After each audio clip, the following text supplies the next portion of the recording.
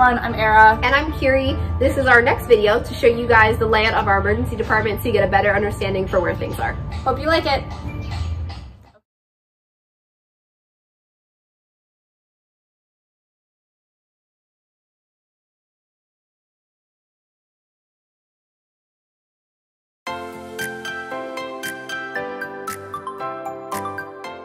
This is our intake area where we evaluate patients that do not meet critical care criteria on arrival.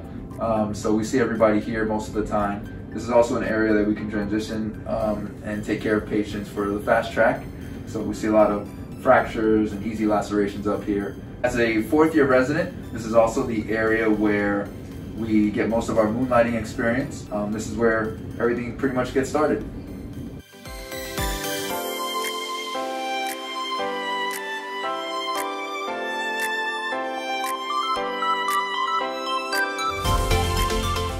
Right now I'm working where would have been the original purple area of the emergency department. Purple is where you kind of get to be independent.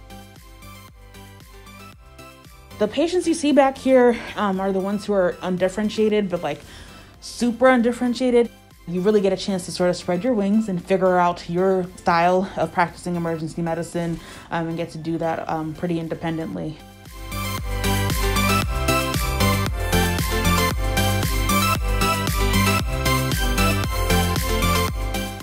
So this is the north side of the ER, and in our north pod we have two sections, a red section and a blue section, and it's kind of divided up into two different teams. On our red side we have an attending, a fourth year, an intern, and a second year, and the fourth year kind of acts as a pre-attending, and then on the blue side you'll have a third year and a first year, and you will staff directly with the attending, and then they alternate which days you go to medical critical cares versus traumas.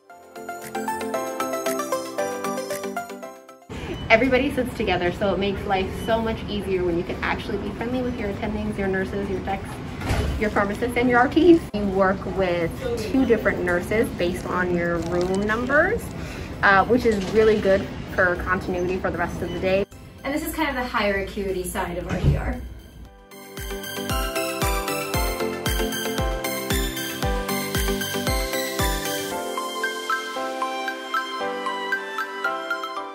I'm currently here in the EACU.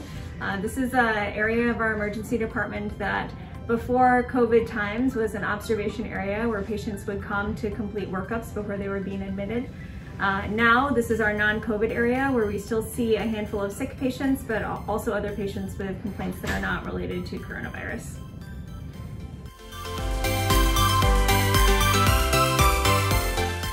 This is our psychiatric emergency department. They are still our primary patients, and then we have psychiatrists and psychiatry residents around the clock who are consultants and help us out with these patients.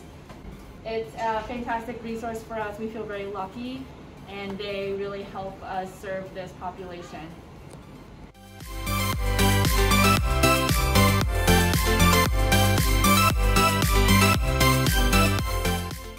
This is one of our critical care bays. So for better or worse, Baltimore as a city has an unfortunate amount of trauma.